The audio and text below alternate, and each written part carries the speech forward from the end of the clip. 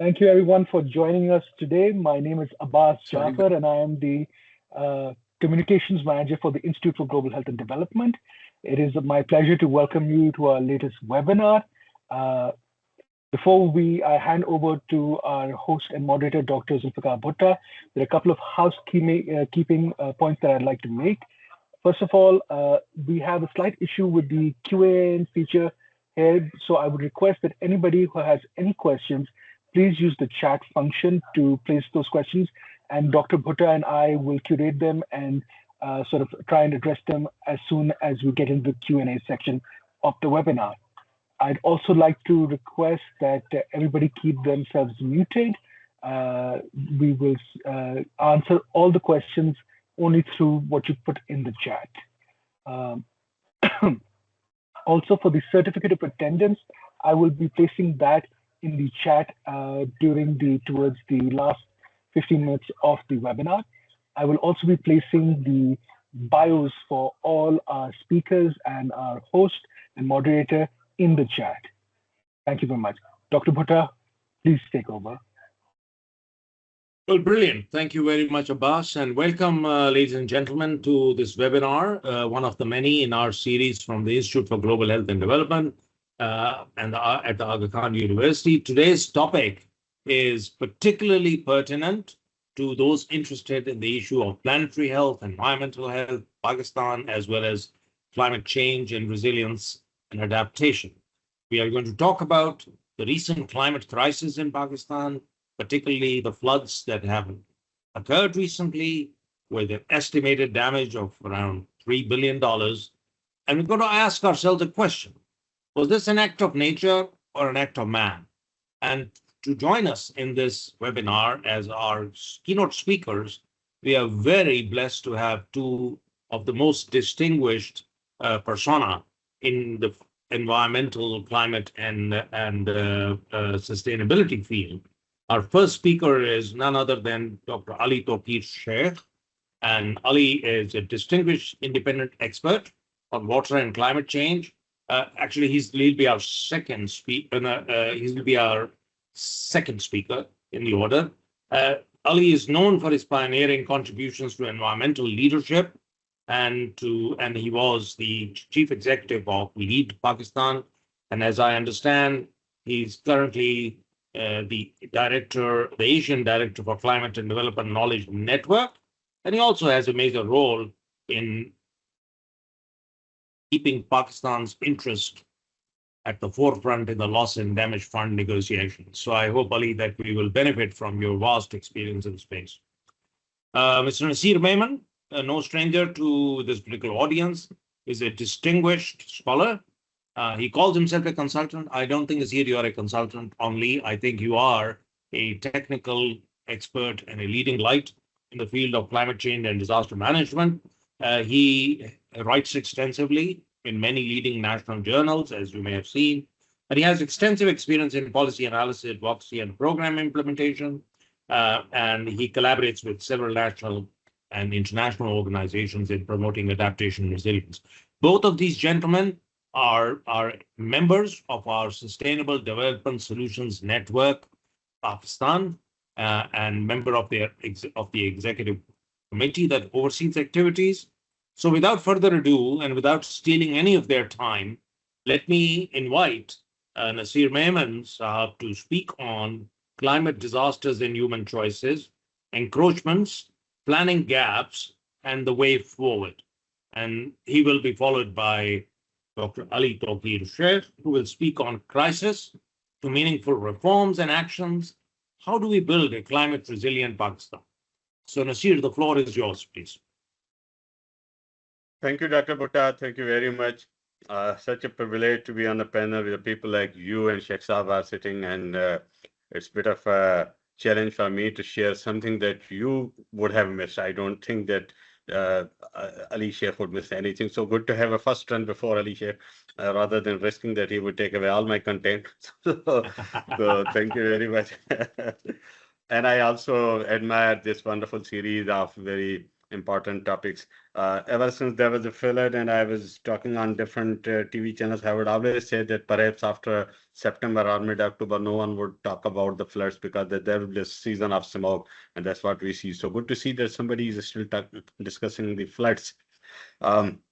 So first thing that I repeatedly say in my talks and writings that I don't think that any disaster is purely quote unquote natural disaster. This I find a little bit misplaced word, misinterpretation of any disaster to say it a natural disaster. This is a blame shifting towards the nature. And that very fondly our rulers do every time when they speak about a flood, they call it that we are the most vulnerable country. There's a climate change, there's a cloud burst and everything. So they just subtly shift the blame to the nature. And a little bit is talked about the human element that actually convert a hazard into a disaster. Yeah, nature creates hazards, nature sends water from the skies, but we convert it into the floods. Now, this year again, when there was flood, and I would also say that when we talk about the 2025 floods, uh, there should not be a simplistic term of 2025 floods. There was not a single flood. There were at least three different floods, three distinct types of floods. So when we analyze 2025 floods, we should be very clear that which type of flood we are discussing in a particular frame of time. So I will try to explain this as well because there was the flash floods, Gilgit-Baltistan and Hunza and Bonaire. These were mountain areas from where these flash floods descended. And second were the urban floods like Karachi and Gujranwala and on a single day in Islamabad as well, in Chatha Bakhtaur area particularly. And thirdly, there was the Eastern River floods in Punjab. So there were riverine floods, there were flash floods, and there were urban floods. So there couldn't be a single analysis of all these floods. As usually it happens that our political leaders and TV analysts particularly, they would repeatedly say that this was a heaven-sent disaster, as if it came from skies. The skies turned hostile to us for any inexplicable reason, and so this flood was sent as an azab to us. I'm very clear that this was not a natural disaster. Each of these three floods need to be separately analyzed to understand that what actually brought these floods. However, I think one thing was quite common in all these three types of floods, that was the human element. And when we unpack the term human element, I would mention at least three here. There may be more. First, human itself, him or herself, with that humongous number in itself is a cause of disaster because that triggers the other causes of the disaster. So I found three main issues, three main reasons that aggravated these floods, made it more ferocious. So these three were actually human triggered elements. One, and I will go into the detail of each one, considering there's a time limit, so I will cover a little bit of it as much as I can. One is massive deforestation. And remember, it has not happened during 1 year or a few months before the flood, so it just happened now. It's a process that we witness for now decades in this country. So one is that, and how it is linked to the floods. I think the distinguished people sitting here fully understand it, but I will try to present some data on that. Second element is flagrant violation of river pathways. We see the kind of river impediments, the waterways blockade. This is horrible. It has crossed all the limits. And again, I will speak on that briefly. And third one is our climate insensitive infrastructure. So these three actually contributed. Otherwise, I think, I don't think that was abnormally new something happened on Earth during last 3 months that brought this flood. Yeah, sometimes people say that there were more than 200 millimeter rain in a single day, and the TV anchors were screaming that look at the climate, the cloud burst and whatnot, because there was more than 200 millimeters in a day, as if it happened first ever time in our history. When I delved into the data. Unfortunately, data is not so easily accessible, even about rainfall data, which is innocuous. But when I, trust me, when I approached a friend in Met Office, a retired one, he said, well, I will provide you data, but remember it is confidential. So I said, how come the rainfall data has also been made classified and confidential in this country? I'm not asking for any nuclear weapons data. He said, whatever you say, but it is confidential. Please don't quote me on that. This is the scale, the kind of the behavior about the data. Whatever the data said, over last 50 years, the data I could gather from through the support of that contact was 1979. 1979 till that makes 25 years. There were at least 60 events when there was more than 200 millimeters rainfall in a single day at different locations in Pakistan. So if it was a cloudburst and a heaven sent disaster, it was already sent for more than 60 times over the last 50 years. And when I went through the table, I found there were some other events which were not mentioned here. So I'm sure the number of events with 200 millimeters rainfall per day must be much more than the 60 that was reported or was at least shared with me.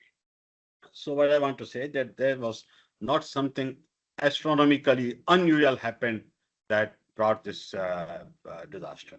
Something was quite, yeah, this was challenging. There were heavy rainfalls. There were, all right, to call it cloudburst. I don't want to go into the technical explanations that was it a climate, was it a cloudburst or not, but there were heavy rainfall spells. That's true. Now, starting with the flash floods, initially in the early, I think it was in early July or early August, I'm missing the timeline, early August, yeah. When there were very heavy rainfall in Chilas area, Babusar Top, and Gilgit area. There was early warning as well, by the way. Sometimes people blame authorities that there was no early warning. We didn't know. People actually, the NDMA, the Met Office, they issued warnings that through these and these dates, the heavy spells are expected. So please avoid unnecessary travels, etc. But our tourists did not budge, and you saw what happened in Chilas and Babusar Top. Unfortunately, there were no rescue arrangements, so more than 200 lives were lost within a week. Those flash floods asked local people. I've talked to many local people from that area. Remember, from 1998 to 2023, the population of Gilgit and Hunza area has actually doubled. And not just this, but Lahore has doubled. Muzaffargarh, 90% increase. I have mapped the population of all the flood affected areas, and in none of these districts, the population increase over the last 25 years was less than 75%. So it has nearly doubled. Now, more people in a land scarce area like Gilgit, Baltistan, and Hunza, imagine what they would do. They would cut trees, they would denude mountains, they would try to find foothold somewhere. They will build some rickety structures on the mountains. And most of the areas where people actually died or the houses were smashed were such where the population was previously not settled. It was settled during the last 10 to 15 years. I wish somebody has satellite imageries of the flood affected areas, and I'm damn sure that over the last 25 years, much of these flood affected areas have witnessed new housing, new tourist spots, and so many other things. So that caused this massive devastation. Deforestation is enormous in these areas. Everybody knows it. Malakand, which was once famous for the dense forest, is now famous for the deforestation. Whole Malakand area. You ask anybody living there, and just pick up the call and ask anyone. It has been massively deforested. And every year, approximately, what the data which I could search, 27,000 hectares of the forest is vanishing in Pakistan. So this is nearly 75,000 acres of forest every year. And this is only an approximate number. Though in today's satellite imagery era, it should not be very difficult to find the actual amount of deforestation, but authorities would never like to reveal it. So even if we take the figure of 27,000 hectares per year, it's horrible. Too much of forest is being removed. When the forest is removed, we remove the natural glue of mountains. So that's how the big boulders, they are rolled down with the floods. Flood changes its new paths. Previously, there were forests, so they would retard the pace of flows on mountains. And now, if there are no trees, so that water comes with a ferocious velocity, and that causes the devastation. That precisely happened in Bunair as well. Imagine that 300 deaths were reported in a single day in Bunair. And the villages in the valleys are completely vanished. And the new torrential flow paths have been observed this year because previously there were forests. So if now there are no forests, so the new hill torrents have been created. New pathways, flood has found new pathways in the areas like Bunair and Gilgit-Baltistan. This information comes only through the local conversation because we don't see any official data. Unfortunately, I do not have access to the high-tech satellite imageries, which might have some universities and other research institutes must have this data available. I wish someone brings these imageries over the last 25 years to show that how our land cover has changed, and that has brought actually this disaster. So that's one factor, massive deforestation. Second, the obstruction in the floodplains. That's quite rampant, starting from Swat and Gilgit-Hunza and right up to the floodplains, Kacha area of Sindh. Below the last barrage of Kotli, you find it everywhere. Sometimes we see footages that how modern hotels are being washed away by the waves of flood in Swat Valley. I studied a bit about Swat, and Swat does not have these encroachment, but Swat also has so many other things. In the middle of the river beds, there's a mafia. What they do, the numerous 6 to 10 meter deep ditches are these are dug in the middle of the river plain, and what it does, it traps the gravel, the reti bajri. When there are heavy flows, they bring, because our mountains are young, so a lot of erosion and a lot of silt and these pebbles and gravel, they come down in the upper reaches, the upper Swat area particularly. So that gets trapped in those ditches. And when the flood passes, there are numerous excavators of the builders that dig out those ditches and take out those gravel, and that's used for the construction purpose. To protect those gravel ditches, some artificial embankments have been created. And when the flood strikes them, the whole flood regime, I mean, the river has been disturbed. So that oftentimes creates new habits. You may recall that two families with 18 family members, they unfortunately died in a very tragic incident in Swat. They could not be rescued. They were inside an embankment that was constructed by one of such nasty contractors, and that was washed away. That's how water suddenly surrounded them. So these are the unfortunate realities, how we behave with our flood plans.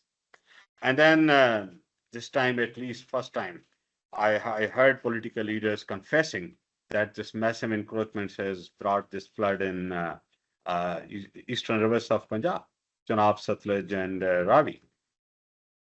Sialkot, Gujranwala, and down towards Multan.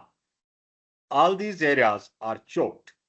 You must have seen the footages of infamous Ravi scheme, something I don't remember, Roda, the authority that was meant for creating a new housing, lavish housing scheme in the middle of Ravi bed. Because somehow we assumed and decided that Ravi will never bring water. We handed over it to India, so it will never bring water. Same we thought about Satluj. Chenab sometimes brings water, so we have a bit of worry about the Satluj. We know that now and then it brings floods. Last one perhaps was in 2020. Before that, in 2014, was a massive flood of close to 900,000 cusick flows. So this time again, it crossed 1 million cusick flow in Chenab. So all these areas have been massively encroached. There are Zamindara Band. You might have heard the term Zamindara Band. What is that Zamindara Band in Punjab and Sindh? This is quite frequently observed that in the middle of the floodplains, the large tracts of forest have been denuded, those have been chopped off, and the land has been leveled for agriculture. And that's in thousands of acres, not hundreds of acres. Very powerful people and institutions are behind it. Go and ask the people of Kacha, they will tell you the Kacha is a whole economy that operates because of these floodplains. So then a very huge embankments artificially created by those fuels or their supporters and politics and other institutions. And these embankments are not small embankments. at times these are several kilometers long embankments. So that protect thousands of acres of land for agriculture. And these are actually obstruction in the floodplain of Indus. So when the flood crosses a certain limit, these zamindara bunds get broken, and then the water washes the settlements inside the bund. Because inside the bund, when there are thousands of acres of agriculture, farmers are living there, their families live there, and then over the years and decades, because post Tarbela, our flood regime has drastically changed. Before Tarbela, Indus would receive a flood of 300,000 cusic every year, and a 500,000 cusic on an average every third year. So floodplains would remain always underwater. Now the situation has changed with the Tarbela Dam. We don't receive that flood in Indus so often. So maybe for 7 or 10 years in a dry spell, when there are no flows, people assumed it's a free land. So they created these, they erected these embankments and they started agriculture. And then came the human settlements. Now these human settlements are not ordinary kacha settlements, traditional ones. Traditional kacha settlements were very simple hatchets, few huts and a couple of livestock, and few things, very small things, the tiny things, charpai and something with the poor people. So they would take away all their luggage and would migrate to the embankments before July. Now there is a massive population. Nobody actually knows that how many population is inside the Kacha area. It has become Pakka. There are roads, there are schools, there's electricity. Kacha is not meant for all these things. Kacha is for floodplains. It is for river. So when the TV anchors scream that the Kacha area has been inundated, thousands of people are suffering and the government is not doing, the first thing that's all illegal. This is the water path. You may recall that when the flood reached Sindh, it was about 550,000 cusics in the peak flow, or 535,000 cusics at Gudu. That's a high flood, but not very high flood for river, because Gudu can cross 900,000 cusics very easily. So does Sakar Barrage. Still, 200,000 people moved towards the camps established by the government. So why these 200,000 people moved to the camps when there was a normal high flood? Because they were residing in Kacha. So imagine that is the size of population only in the small pockets.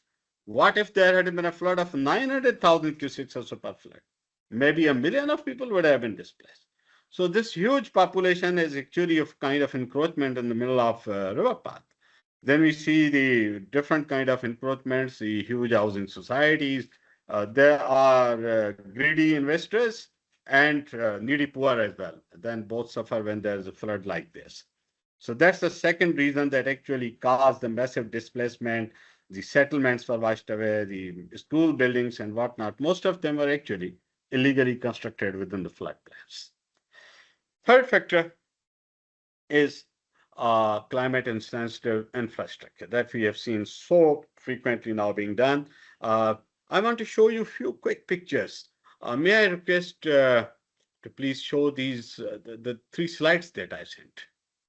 Abbas sir, kindly, if you may display those 2 slides. Understood, Mr. Memon. Just give us 1 second. Yeah, please. Thank you.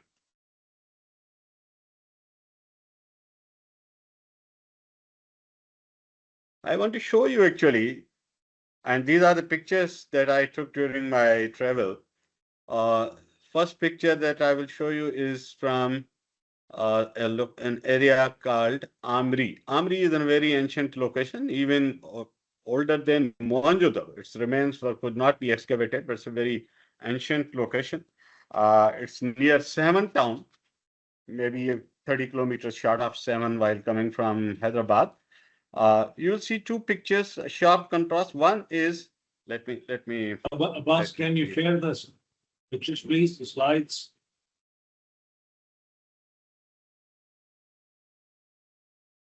Maybe some technical reason. I hope it's coming up. Apologies for the wait. The screen is just coming up. Can everybody see the screen? Unfortunately, yeah, this is there now. Yes. Now you look at the railway line on the left. It's a railway line, the Karachi-Peshawar railway line parallel to the Indus Highway. I took this picture from the road, which is about 200 meters towards the west. This railway line was constructed in maybe in 1860s or 70s by British engineers. So you can see the large span of it's a waterway. It's a hill torrent. In the end, towards west of things, you can see these Kirthar hills. Not too, it's a bit blurry, but there are, you can see the mountain. It's Kirthar hills. This borders between Sindh and Balochistan. So water flows come from these hills and cross this railway bridge. So you can see the span of railway bridge. It's approximately 200 meters. I don't know exactly, not 200 meters, maybe 300 feet or so. But compare when I was checking this picture on the right side, I was standing right over here. There's Indus Highway, and see the passage provided to water just across. It's just across. Only 200 meters is the distance between these two outlets. The first one is at least 10 times bigger than the one that our engineers have constructed maybe 20 years before. So this infrastructure, now this whole pocket, the empty land you see before this railway track, this remains inundated for 4 to 6 months when there is a flood. This exactly was inundated for 6 months in 2022. Next slide, please.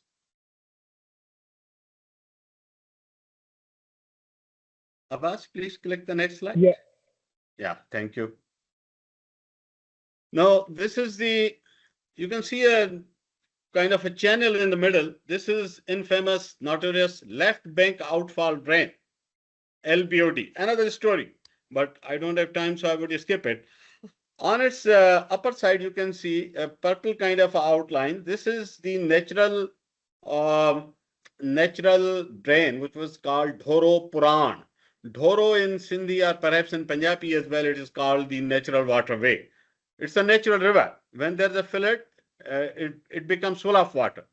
So before that channel was constructed in 90s, the LBOD, this water would take this path of purple line on the upper side, and then would down, the arrows show its flow path. It would drain to the runoff Kutch. And now in the middle, there's a barrier. So that water remains trapped there and it inundates several villages. This is the bad engineering that we have seen. Third and last picture, please. In 2013, Government of Sindh conducted a study on the left bank of Indus. And this shows, it's not very visible, but you can again see small purple lines. These are natural waterways since millennia. Now, these waterways have vanished on the ground. You won't see these waterways there. You will find agriculture or housing or villages or something. So that study conducted by Louis Berger, it recommended to reopen all these, they identified about 9 or 10 nalas which were very critical. And that is 2030. 43 billion rupees was the budget proposed. Not a very hefty budget, 43 billion rupees. Okay, it may have become now 200 billion. But we spent billions of billions when it comes to the rehabilitation of flood affected. Now, all these nalas, if the study is 10 years old, this map I have taken from that study. Government of Sindh herself conducted that study. No action was taken during these last 10 years. Imagine. So this is some bad engineering and construction that we have seen that obstruct the natural flows, natural waterways, and that causes massive floods and flooding in these areas. Moving forward, so thank you, Abbas. You can stop this presentation now. There is only 3 slides just to show you quickly. And more recently in the South Punjab, Jalalpur, Peerwala area, there is the Nuraja flood protection bund. You must have read it in Dawn and other newspapers. Between Nuraja flood protection bund and motorway became a dam because of the Sutlej water overflows. Now, this motorway became a barrier. Otherwise, water would flow from this area and would flow back, joining Sutlej again on the downstream, or Chenab perhaps, one of the 2 rivers. But this was the natural flow path. And for 20 days, that area remained inundated because motorway was blocking the natural flow of water. On one side, there was Nuraja Band, which was breached at several locations. So water entered inside the villages, and its natural flow path was blocked by the motorway. Because of small culverts, it could not drain it properly. So that whole area became a dam. So now this kind of engineering, this kind of structures, the river, the last thing about these structures, the bridges constructed along the rivers, across the rivers. 3 bridges I studied in Sindh, where riverbed is about 12 kilometers wide, and the width of bridge is 1.2 kilometers, 1/10. And the rest was the high-raised road structure was constructed to connect the bridge on both sides. So the throat of the river was reduced from 12 kilometers to 1.2 kilometers, or just 1 kilometer. A bridge connecting Manchanabad and Bahawalnagar is exactly the same story. And if you go into the depth, you'll find several such structures.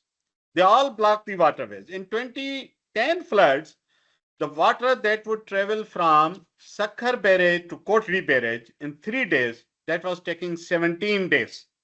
Partly because of the volume of water, but mainly because of the frequent bridges that were badly designed. And this year at Panjnath, water remained trapped for 2 weeks. Water was not moving. Sindh was told that water will arrive in the first week of September, and it did not reach till the middle of September because the water flow, its pace was retarded because of these structures. So that all these bad engineering, they need to be revisited, evaluated, thoroughly assessed. So these 3 major reasons actually cause all that devastation that we saw this year. I would sum up here in a brief thing that if we are really serious, and we have seen the seriousness, over last 1 month, you would not have listened anything about flood. Now flood is over. There are few camps and rehabilitation. Why it happened, what we are doing about it, what remedies are being taken up, is there any committee or experts or technicians, technocrats doing something? At least I'm not aware of this. In Islamabad, there's a Chetha Bakhtawar area that was created by cutting through the Nala that was inundated this year. I physically seen that area. So several other examples I can share, and you all look at any city of Pakistan, you'll find this. So these are the human elements. Unless we correct these human factors, we will experience similar, or if not same, the similar kind of disasters every year. So I'll stop here, and if there are any questions, I'll be available. Thank you very much. Thank you very much, Mr. Memon. I mean, that was a tour de force, a very clear, concise, and masterful presentation on really what have we failed to do in terms of infrastructure development, structural adaptations, and things that needed to be done along the lines of what really happened in the British rule. So we'll come back to that in the discussion. But without further ado, let me now pass the floor to my colleague, Dr. Ali Tawqir Sheikh, who has already been introduced, and he will talk about specifically the crisis of meaningful reforms and actions. Ali, the floor is yours. You're muted, Ali. Thank you. Thank you, Dr. Bhutta, and thank you for your kind invitation, and particularly for organizing a series of webinars on this issue. And I really want to commend you and AKU and the Institute of Global Health for taking the leadership. And as always, I learned and benefited immensely from Naseer Memon's presentation. After listening to his presentation, I'm convinced that men are responsible, not women. So your topic is very appropriate. That is it act of man? Yes, it was act of man.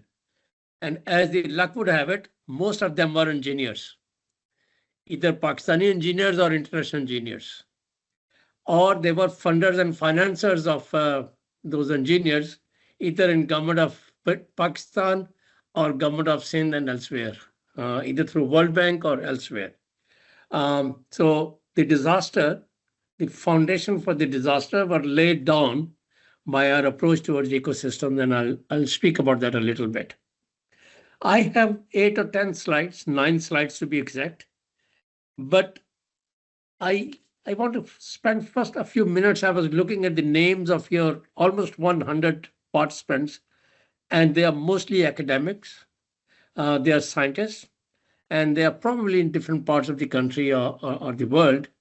And I want to tell them that this debate about is it man-made disaster or what was resolved in probably 1998 or 1990 when first IPCC report was released. Since then, the scientists know that these are anthropogenic or human-made developments in emissions and ecosystem degradation that are resulting in climatic changes. We are absolutely clear, there's no doubt about this. In fact, bigger the scientist you are, more convinced you will be that this is the only reason. But on the spectrum of science on the one side and governance and politics on the other, science tells us that these are because of human activities, and governance tells us it's because of human beings' inaction or bad governance or wrong investments. I want to come to that a little bit. But IPCC reports since 1988, there have been 5 or 6 reports. Each report has almost 1,000 scientists as authors, and there are more than 100,000, 150,000 comments that they respond to. End of the day, climate change is not a science that we see in IPCC reports. You look at the summary of for the policymakers, it's a negotiated text between 190 governments to have a political touch in the sense that any government can object to any word. And just one important thing I wanted to highlight, the reason I'm deviating from my presentation is it is a stale science. In real life, our communities and our people and we in our own neighborhood, we know more than the scientists tell us through IPCC reports. The reason is at least 2 years before the report is printed or released, they stop receiving submissions. And anybody who has printed in scientific journals will know that it is at least a year, but sometimes 2 or 3 year long process to get printed in reference journal. And in order to get printed there, if you're doing some lab-based work or a community-based data collection, you must have had a 3, 5, or 7 year long project to have credible data to put a scientific hypothesis to be submitted to peer journals. And in order to start that 3, 5, or 7 years long project, you must have spent a year or 2 in writing the proposal and submitting to different funders and getting accepted.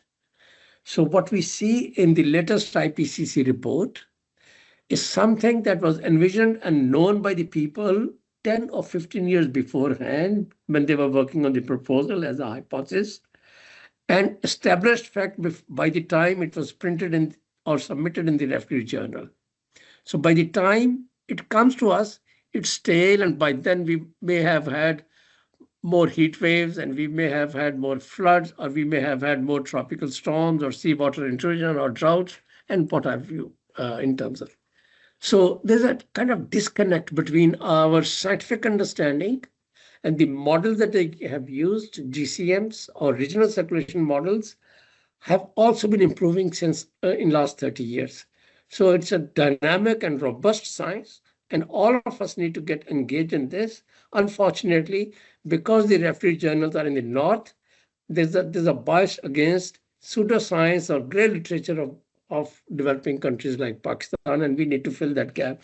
And now I want to come to what I wanted to share with you. My understanding of Pakistan's response to some of those. Next slide, please. I'm basing it on recent floods in 2025. And I'm basing it on a report that the Planning Commission has issued last week. It's an interim report they have issued as an assessment, and it will serve as the foundation for their permanent report. And a similar report was issued in 2022. In the process, I'll try to explain the difference between these two to you so that you know where does our understanding or governance that I that I mentioned to you earlier can be held responsible. Excuse me. Next slide, please. And in order to limit myself, previous slide, sir. Please don't move unless I tell you. In order to bring my focus, I looked at 3 guiding questions, and out of those 3, I'm sharing 2 with you. One is that how does the Planning Commission's report build upon Pakistan's climate change commitments? That's the first. I mean, just saying that our house is destroyed doesn't give a context. So in order to establish the context, we look at Pakistan's national and international obligation and commitment. And second question that I wanted to see is whether or not there is any learning from our 2019-2022 floods and the PDNA report that we printed or released afterwards. Next slide, please. This will set the context. On to the first question. I was surprised to see that there is no reference to climate change except in the foreword written by the Prime Minister and the second foreword written by the Planning Minister, saying that Pakistan is one of the most vulnerable countries, giving the ranking also, even if Pakistan's emissions are less than 1% of global emissions. Except for these 2 rhetorical statements, there was no reference to climate change throughout the report. There was no reference to any lessons on climate change adaptation or mitigation in the country's work at the national or provincial levels. There was no reference to Paris Agreement or UNFCCC agreement, the convention that we have signed, not mentioned. There's no reference to National Adaptation Plan or National Climate Change Policy. Absolutely silent on this. It was also silent on Pakistan's sovereign commitments made under NDC. And now, recently, Pakistan has submitted the 3rd NDC, and we previously have submitted 2. There's not reference to any one of those 3. And then, as if this was not enough, Climate Change Ministry's even name is not mentioned. All we see is so many bridges were destroyed, or so many houses were destroyed, or livestock was destroyed, or human beings died, which is unfortunate economic loss, but there is no context in the climate change, as if all this disaster happened without climate change. This is a very sad comment to our learning from Pakistan's climate change journey. And 2022 PDNA had very frequent reference to all these elements that I mentioned, and a lot more than that. And that also served post-disaster need assessment. Those of you who don't know what PDNA is, report was developed in 2022, which served as the foundation for what is called 4RF, a framework for reconstruction, blah, blah, blah, 4 Rs. And that is the document Pakistan took to Geneva, making a case for donor commitments to Pakistan. Next slide, please. So this report that was just released was as if Pakistan does not have any climate change history, as if the memory has been deleted. It's a clean slate, as if you can write anything. It does not empathize with with where we are, or how far we have come, or how far we should have gone. Now, what was recommended in 2022? I just want to pick a few themes. It was a very large theme, and especially 4F report was much more detailed. It has many chapters and many aspects, a lot of specificity. I'll just pick a few. It had recommended that the Planning Commission should embed risk assessments in public sector investments. There's about 1,000 billion rupees that Pakistan government invests in development projects every year. I'm very proud that I'm the author of Handbook on Climate Risk Assessment of Government of Pakistan, which resulted in the revision of PC 1, 2, 3, and 4. If you Google or use AI to find out the reforms in the country, climate reforms in the country, or in Planning Commission, The handbook will be probably only document that you'll see. The only document that government of Pakistan has accepted and notified for climate proofing of public sector investments was handbook.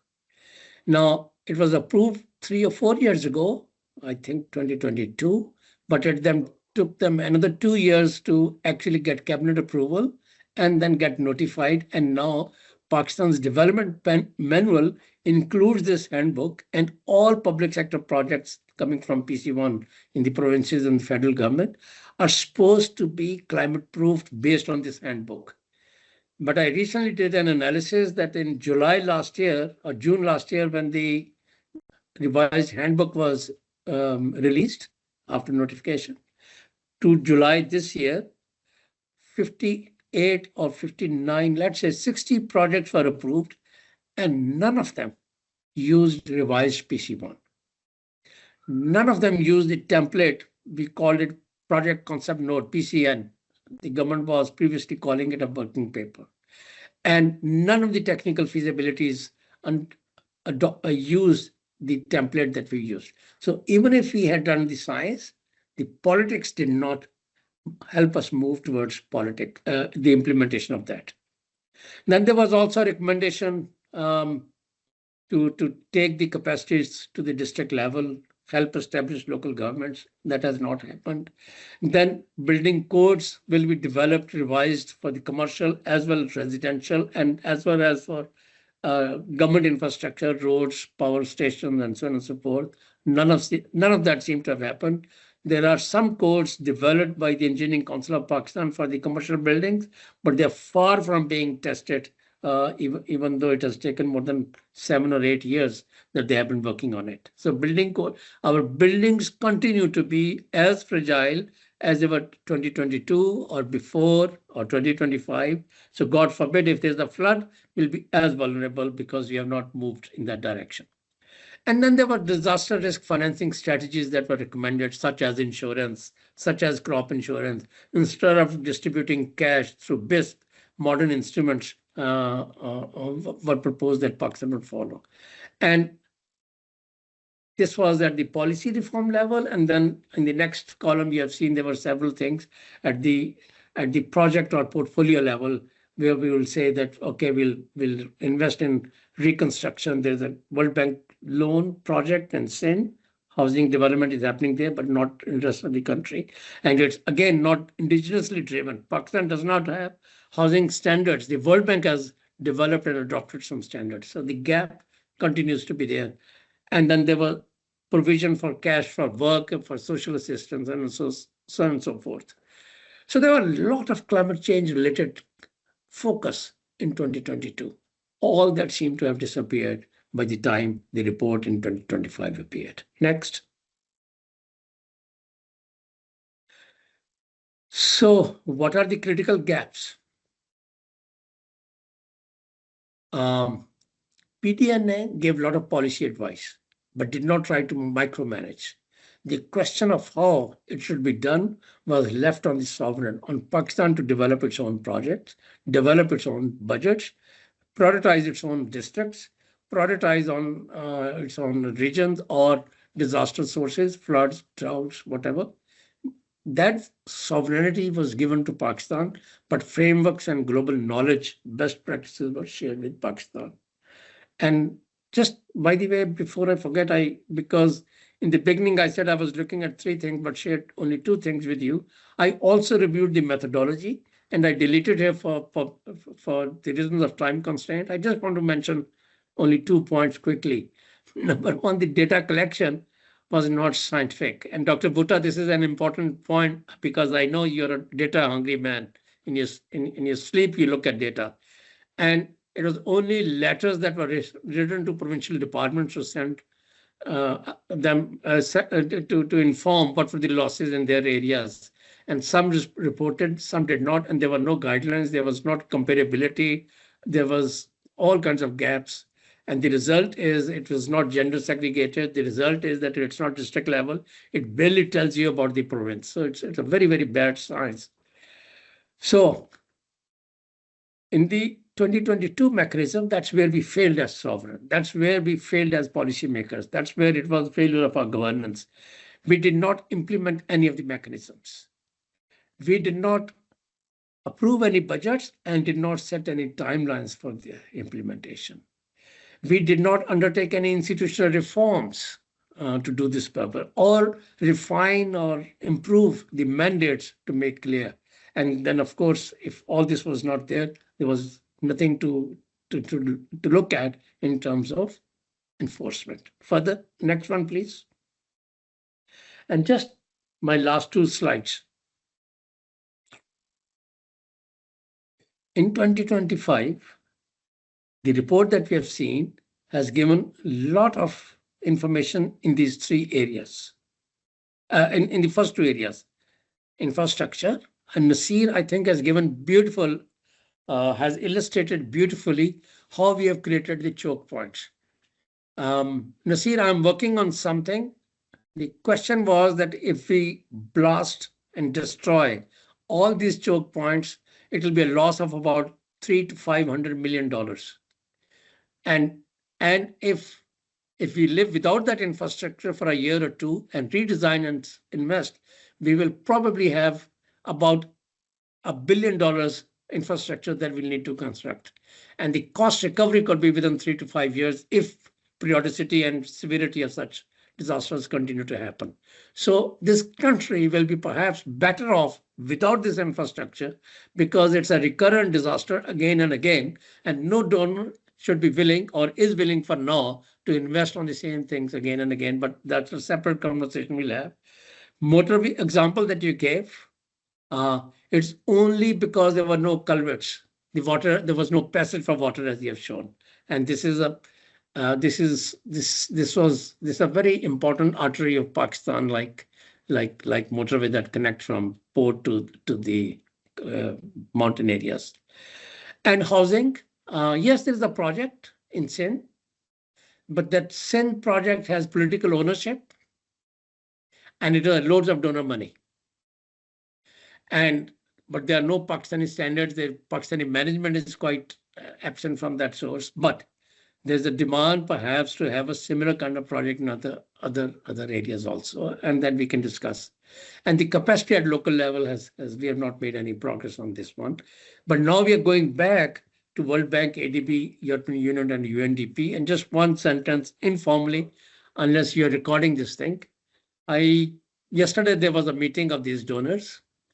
They have shied away becoming part of another PDNA because on the first one there was not enough progress, and they don't feel comfortable spending their time on this one, except for UN agencies who are very keen, and they're very keen because they're under a lot of financial constraints or stress because of Donald Trump's financial policies towards UN agencies.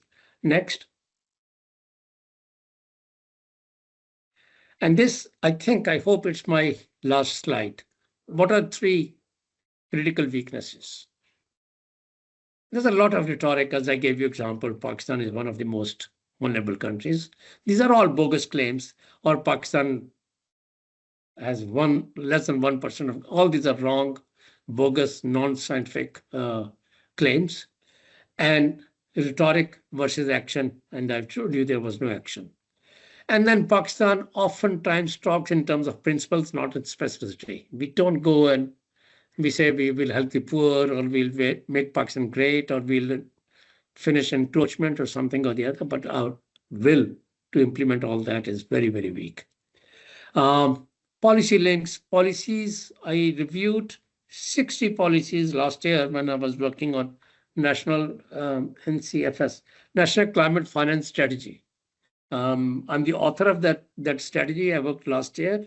And in the process, I reviewed 60 policies that were adopted by government of Pakistan after the 18th Amendment.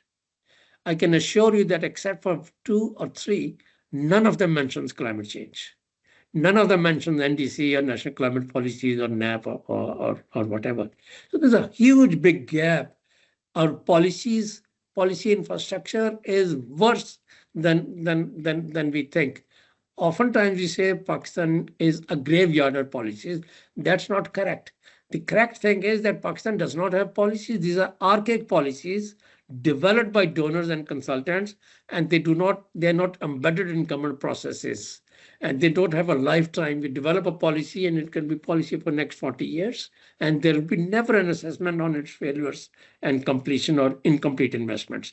And finally is, we can't go very far. The first two can be attributed to institutions. End of the day, they are presiding. They need to champion the reform. They need to have lean structures. They need to be driven by market, and they need to be driven by our limited resources, efficiencies, and they need to be driven by provinces and local government. That's not the case. We have a pyramid of decision making. All capacity buildings more or less stops at the federal level or provincial headquarters level, Karachi, Lahore, or elsewhere, and it has not seeped in. And therefore, a lot of climate work that we talk about, or we need to talk about more, is still up in the air. It doesn't seem to have feet on the ground, in my humble view. But this is not to say that nothing has happened. I just reviewed one document by comparing it with the previous document, and I've shared with my reflection with you. The degree of awareness, the degree of engagement, the degree of engagement of Gen Z and other work is tremendous, and there's a big silver lining on which these 95 participants can build upon, and we are there to help you and support you in this regard. I want to thank you all.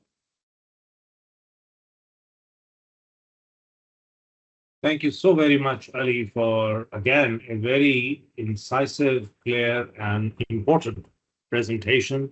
And I was struck by what you said about the National Declared Contributions, the document that has recently been finalized, and how much was missing from that.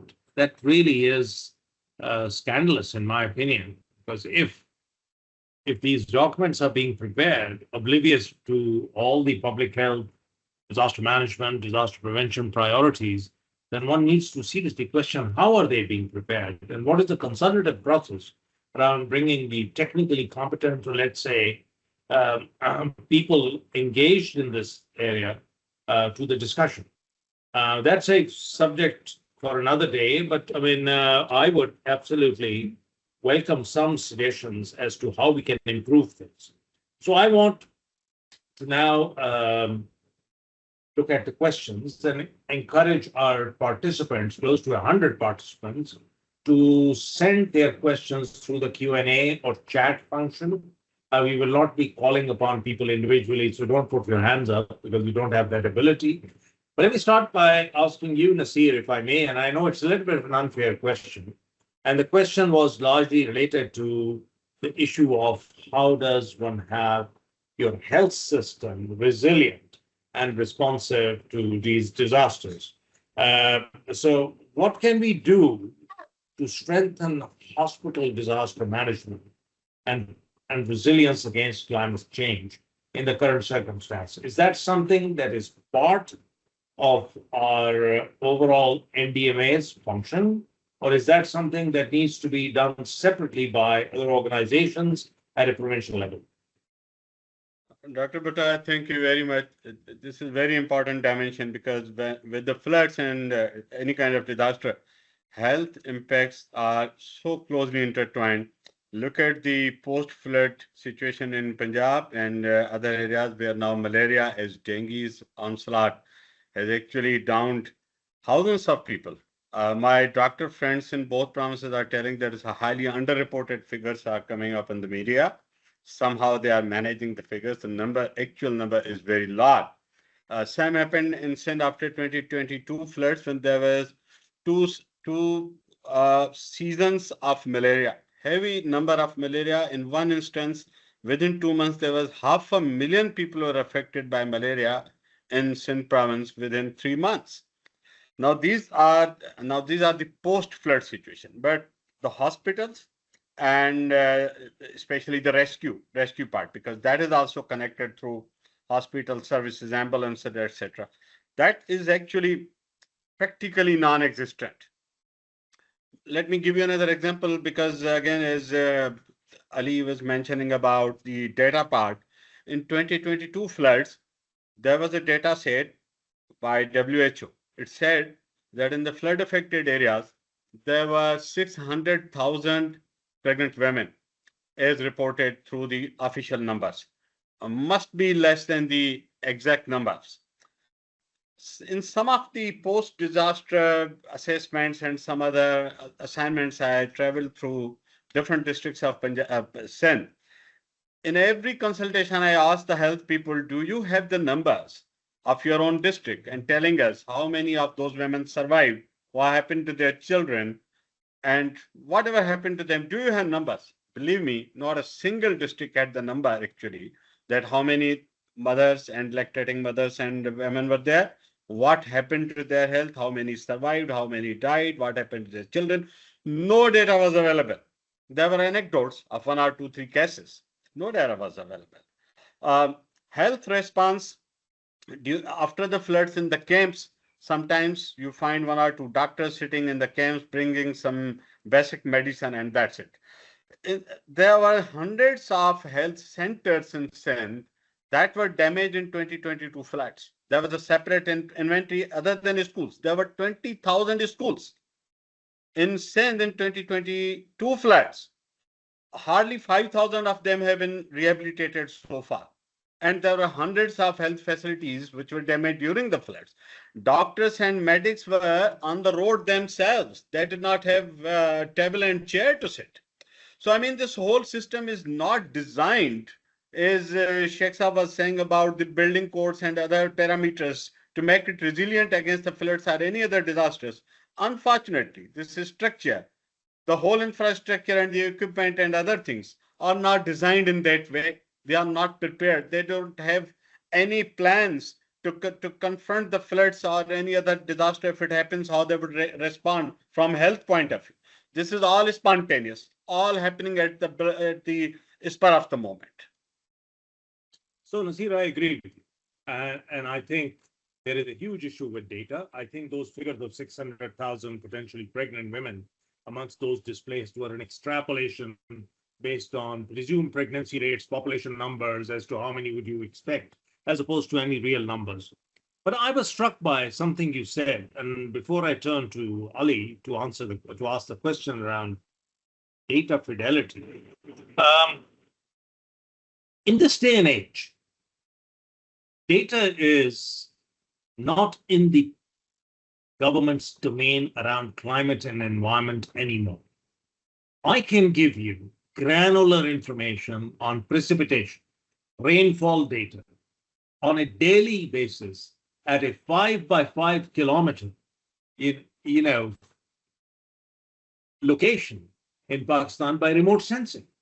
And these are not even our own satellites. These are satellites which are international satellites, EROS systems. So people have more information on what is happening in Pakistan in terms of temperature, precipitation, groundwater, soil water, and all of those things, including what you were talking about, deforestation, including the urbanization and changeover of land from grassland, forest land to urban infrastructure. These things are possible using remote sensing. So I think citizen science now allows us that ability to be able to monitor and evaluate some of these things, irrespective of what the government is saying.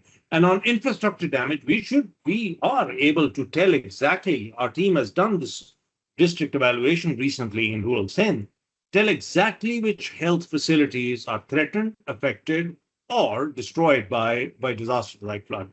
So Ali, the question to you is, if data is so important and necessary, why aren't our academic centers, and I'm not just talking about my unit, my group, I'm talking about the academia, the higher education commission, the capacity that we have within our universities, generating this data on what is the effect of climate change in Pakistan to the level of granularity that's needed for planning. I mean, this thing only becomes apparent after decades, after years. I mean, I recently heard that the Planning Commission chief saying that of the $30 billion losses in Pakistan that occurred in 2022, floods. Less than, or probably just about $600 million were ever received in grants. Rest were all probably loans and probably only a small fraction. Why is this information coming out after 3 years? We should have this kind of dashboard available to scholars on a real-time basis. So over to you on this question of how can we monitor, how can we hold people accountable based on information in real time, and not just at a national level, at subnational.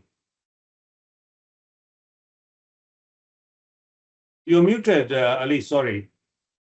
Unmute, please, so we can have your pearls of wisdom.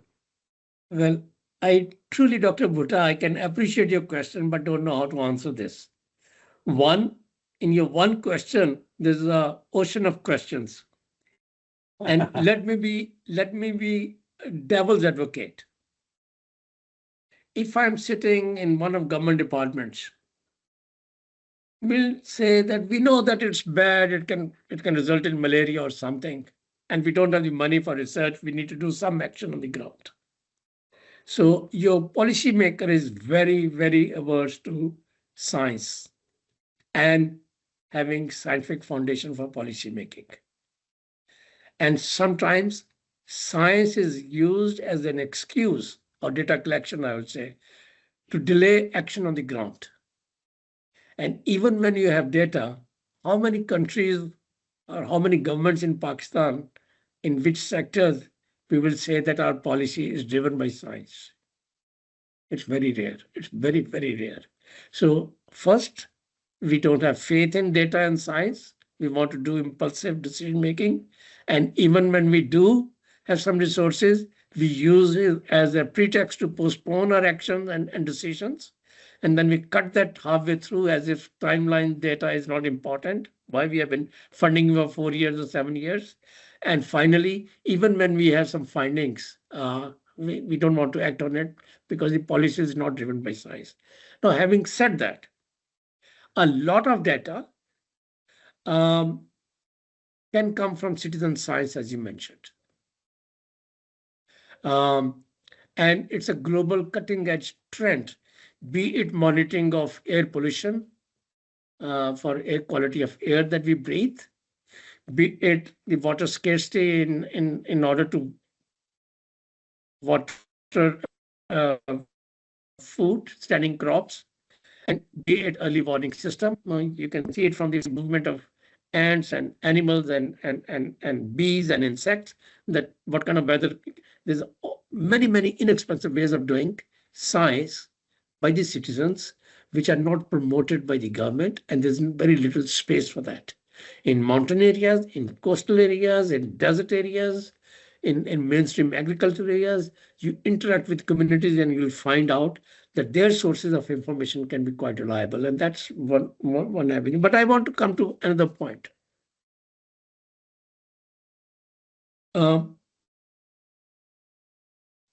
Continuity is very important. We have a tendency to set up research institutions, but then we forget to fund them. And then we don't give them breathing space to attract good scientists and retain them. The country has very little breathing space for distinguished scientists to serve the country. We make them as functionaries in departments, as bureaucrats, file pushers. And a good scientist, after a while, is either wasted or migrates. So the question that you have raised is very deep, very troubling. It can be seen from many, many dimensions.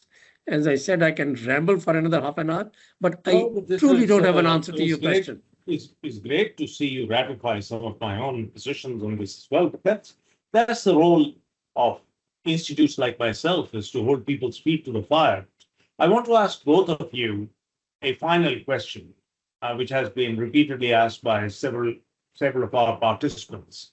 And that question is, what can individuals, ordinary individuals, Aam Aadmi, such as those who are attending this webinar, who are not Aam Aadmis, they're all qualified people, probably a number of them are technical folks. What 2 or 3 things can average Pakistani citizens, well-meaning citizens, do to address this issue, Mehmet Saab. And Ali, I'll give you the same question. So we'll see how much do you overlap. Nasir, you Yeah. save my skin. You go first.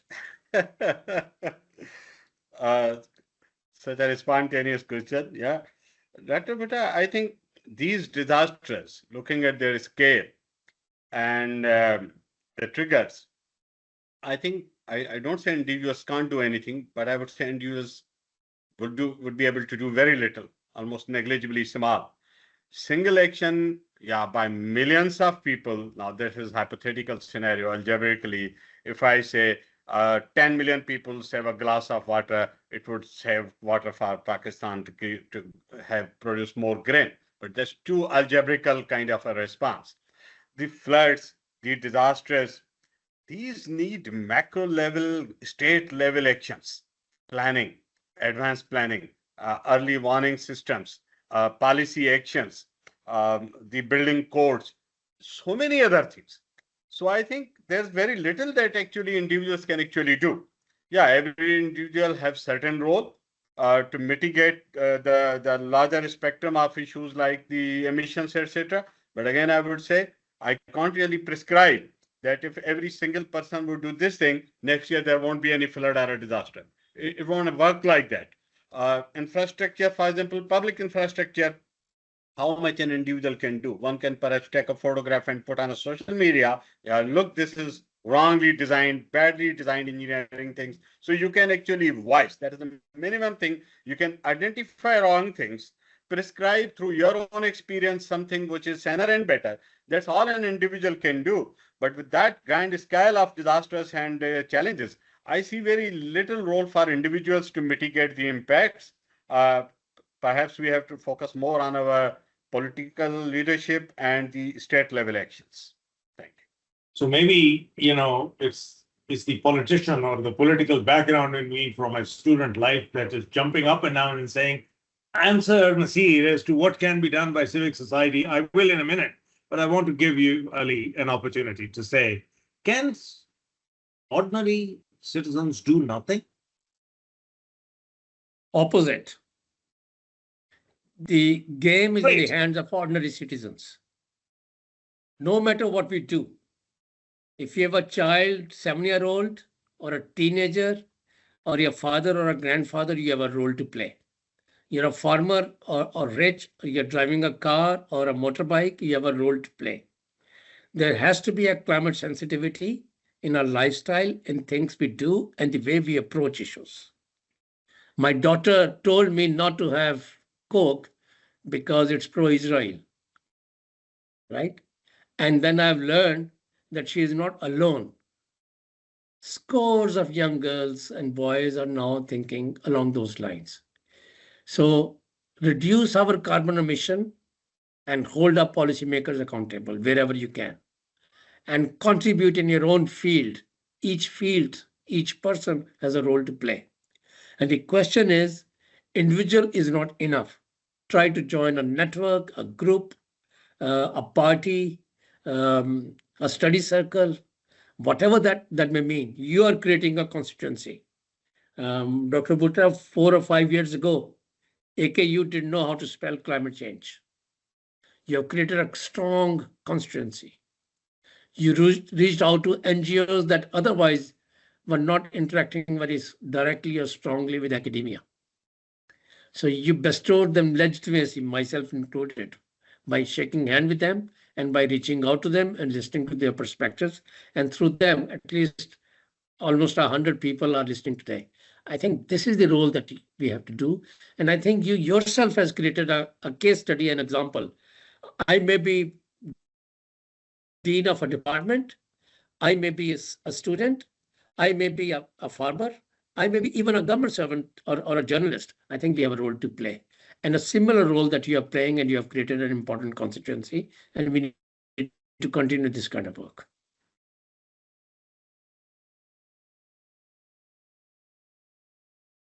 We can't hear you. Dr. Bhutta, we can't seem to hear you.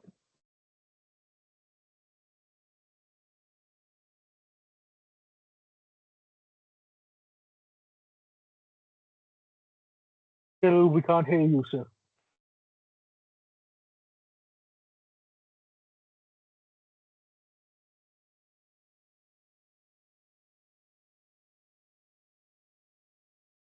Sorry, everyone, there's a slight technical issue. We're hoping to resolve it as soon as possible. Please be patient with us. So in the meanwhile, Nasir, you are also an activist. I'm very happy to see that you don't write the word engineer with your name. Yeah. I think my engineer could not benefit society, so I thought to withdraw that. Continuing that conversation, yes, I think I would not disagree with what you suggested. Yes, individuals, every individual has a role, but I think we have entered in a red zone where now individuals' contribution very significant, very respectable. But reversing that scale of challenge is now not very easy through individual actions. How to translate these individual actions and amass them into a huge political and policy level actions, that will actually create some impact now. But on a day-to-day basis, everyday life, all of us have certain role to play. No disagreement on that. I think Dr. Bhutta is back.